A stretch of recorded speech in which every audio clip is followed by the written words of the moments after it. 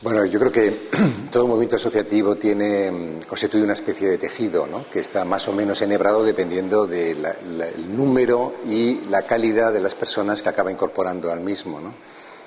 Y yo creo que dentro del Estado, Cataluña, País Vasco, en menor medida Madrid, son los tres grandes núcleos donde se concentra la mayoría de las asociaciones, ¿no? En el caso catalán, además, yo creo que es el lugar donde han podido contar con un mayor apoyo público, con lo cual también yo creo que hay un elemento diferencial que consiste precisamente en una gran sintonía entre instituciones públicas y el movimiento asociativo, que realmente pues parte de iniciativas privadas, ¿no?, que parte de la sociedad civil. Por tanto, yo creo que en Cataluña están en las mejores condiciones como para, y en concreto en Barcelona, me parece además también, donde el ayuntamiento ha sido muy activo en la creación de ese tejido, como para hacer cada vez más denso y tupido este tejido asociativo que, bueno, como todo el mundo sabe, pues realmente constituye algo así como una especie de tampón entre ciudadanos individualmente considerados y instituciones políticas, ¿no?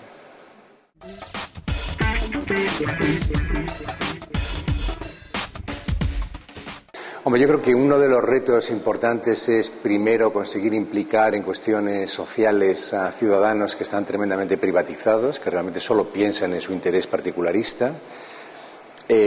Por tanto, es muy difícil que estas personas que solo tratan de negociar sus propios intereses y que, por tanto, están muy propensos a incorporarse a asociaciones corporativas, es decir, a asociaciones que lo que hacen es empaquetar lo que son intereses privados para poder tener mayor influencia e incidencia sobre los decisores públicos, pues claro, reconvertir a estos seres privatizados, individualizados en ciudadanos es realmente el auténtico desafío, ¿no? A mí me parece que estamos abandonando cada vez más nuestra dimensión de ciudadanos y incorporándonos más a la dimensión del burgués, que diría Rousseau, ¿no?, de alguien que solo vela por sus intereses privados. Y en este sentido yo creo que sin asociacionismo realmente carecemos de un elemento fundamental para poder presentar nuestras demandas a los decisores políticos y, por tanto, vertebrarlas y, en última instancia, pues conseguir una sociedad más democrática, porque en definitiva la democracia, eso lo sabemos ya desde Tocqueville, cuando contemplaba los Estados Unidos de comienzo de siglo, tenía muy claro que allí donde no hay asociacionismo hay despotismo democrático, como lo llamaba, ¿no? O sea, que realmente se imponen los decisores políticos sin que los individuos tengan capacidad de defensa, ¿no? Y claro, en estos momentos yo creo que es muy importante el asociacionismo, no solamente en lo que tiene de vertebración de intereses cívicos,